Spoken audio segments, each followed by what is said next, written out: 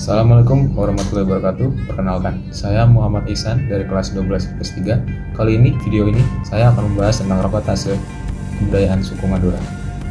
Yang pertama-tama, apa sih roketase itu? Roketase adalah sebuah kebudayaan Madura yang dilakukan oleh orang Madura yang dilakukan untuk memperingati hari upacara syukur mereka. Jadi, roketase ini tuh dilakukan oleh para nelayan untuk mengucapkan rasa syukur gitu. Rasa syukur karena mereka tuh telah mendapatkan kelimpahan dari laut-laut mereka gitu. Terus kenapa mereka melakukan hal itu? Dan emang udah dari berapa lama?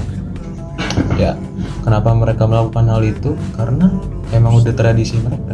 Jadi emang udah dari beratus-ratus tahun lalu mereka melakukan hal tradisi roketase ini. Dan roketase biasanya dilakukan setiap bulan ke-6 atau bulan ke-7. Jadi di saat-saat bulan itu mereka melakukan tradisi roketase untuk yaitu tadi merayakan dan mengucapkan rasa syukur atas kelimpahan laut mereka. Dan biasanya roketase itu dilakukan dalam 5 hari berturut-turut. Ada banyak kegiatannya yang dilakukan di saat melakukan upacara tradisi roketase ini. Yang pertama, ada kontes adu-aduan sapi nih. Kenapa adu-aduan sapi? Karena emang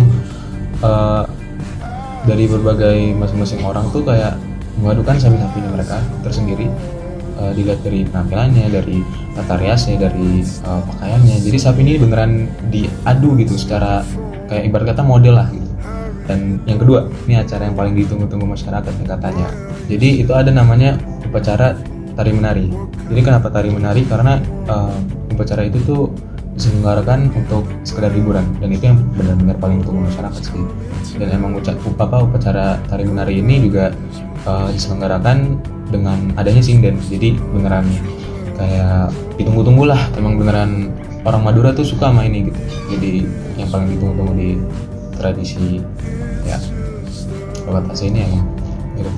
Oke, yang ketiga, nah ini yang paling benar-benar ya versi alimnya lah ya. Jadi yang ketiga ini adalah upacara pembacaan Al-Quran. Jadi setelah tadinya diselenggarakan upacara kesenian, selanjutnya adalah upacara yang mengandung unsur-unsur agama nih. Ini tuh dilakukan pembacaan Al-Quran pengajian.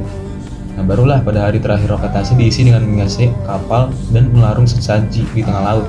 Jadi beneran kayak pengesahan gitulah. Kayak ibarat kata kalau misalnya kamu punya rumah baru dan ada yang namanya kan pengajian rumah. Nah ini sama aja kayak rumah itu, cuma ini diubah kata rumahnya jadi kapal. Jadi kayak beneran kayak pengesahan gitulah. Tapi ini tradisi beneran ya beneran. Oke, yang keempat. Nah yang keempat ini beneran mengandung unsur yang tradisi banget, yang beneran khasnya Madura. Dan bukan Madura doang sih kalau misalnya masalah ini. Jadi yang keempat ini adalah kepala kambing hitam. Kenapa kepala kambing hitam? Karena emang mereka tuh ada sesaji gitu. Mereka ada sesaji seperti kepala kambing hitam dan juga tumpeng dan rengginang akan dibawa mereka dengan menggunakan kapal hias untuk ditenggelamkan ke laut. Jadi beneran ini tuh bagian ini beneran tradisi. Jadi mereka yang buat sendiri, mereka yang lakukan emang tradisi gitu sih. Cuma ya biar jelaskannya biar itu emang tradisi mereka. Ini yang keempat. Yang kelima nih, yang kata diidolakan masyarakat ya. Ini namanya pementasan ketoprak. Di anak kecil maupun orang tua itu didatangi oleh mereka, karena yang laki-laki fun aja sih. Cuma urutannya itu sih kalau misalnya urutannya, jadi yang pertama tadi kan sapi, yang kedua tadi ada tari menari, yang ketiga ketoprak, yang keempat ini pengajian, yang kelima baru yang kambing main. Jadi yang bisa disimpulkan dari roketase ini sebenarnya orang-orang tuh melakukan tradisi ini ya untuk rasa syukur mereka gitu. Dan di setiap masing-masing suku itu melakukan tradisi dengan tujuan dan cara yang berbeda tentunya. Dan kenapa saya di sini membahas roketase? Karena emang suku lain udah diambil sama orang lain.